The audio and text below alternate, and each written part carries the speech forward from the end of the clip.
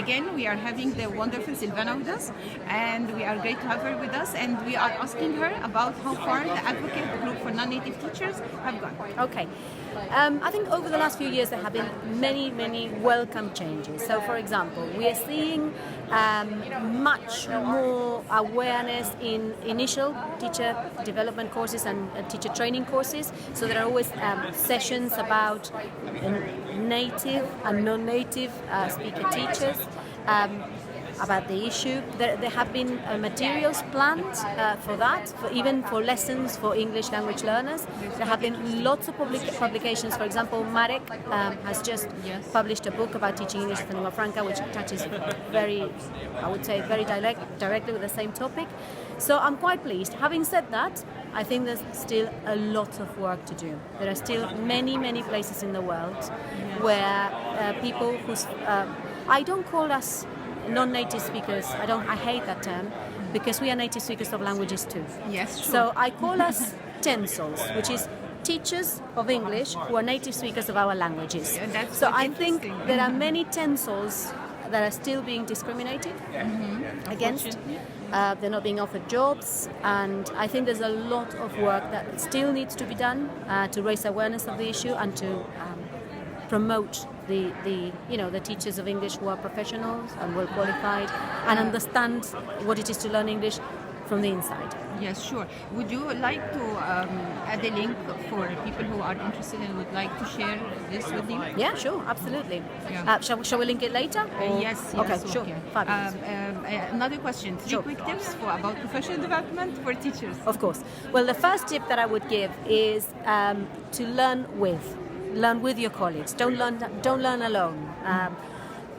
I learned so much from working with my colleagues, and I learned so much from listening to them when they give me feedback on how I teach, when we share opinions, and when we learn together, when we're in a session together or we're trying to implement something together. So make sure that you don't isolate yourself, so that you find people you really get on well with and learn together.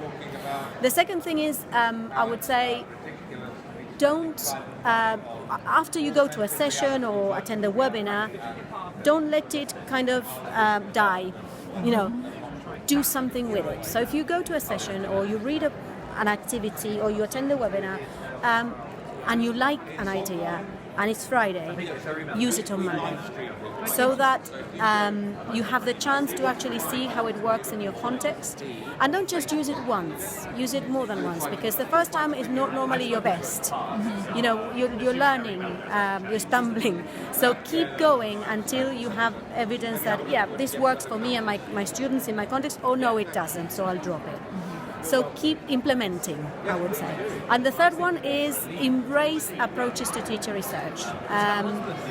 It's so important for us teachers to learn from what we do. So to practice, but also to develop theories from our practice that are really relevant to our context. So if you can work with approaches to teacher research, there are many around: supported experiments, action research, exploratory practice, lesson study. There are so many of them. But it's always useful to try and find out more about them and see which one you could really adopt and see how much you can learn, because I'm speaking so much. But it's wonderful to have you with us. I think that when you do teacher research, it's the kind of environment that enables you to learn deeply, because you learn about something that you haven't done before, you try and apply it, you evaluate and think and analyze what you apply it, you talk to your colleagues. So it integrates all the things that I've been saying before, actually. Working with colleagues, implementing, etc. You get support from your colleagues, and you try again, and you think again, and it's a way of making sure that what we learn transfers to our practice, and we teach even better so that our students learn even better. Thank you very much for your precious time. And you're very welcome. Thank you very much.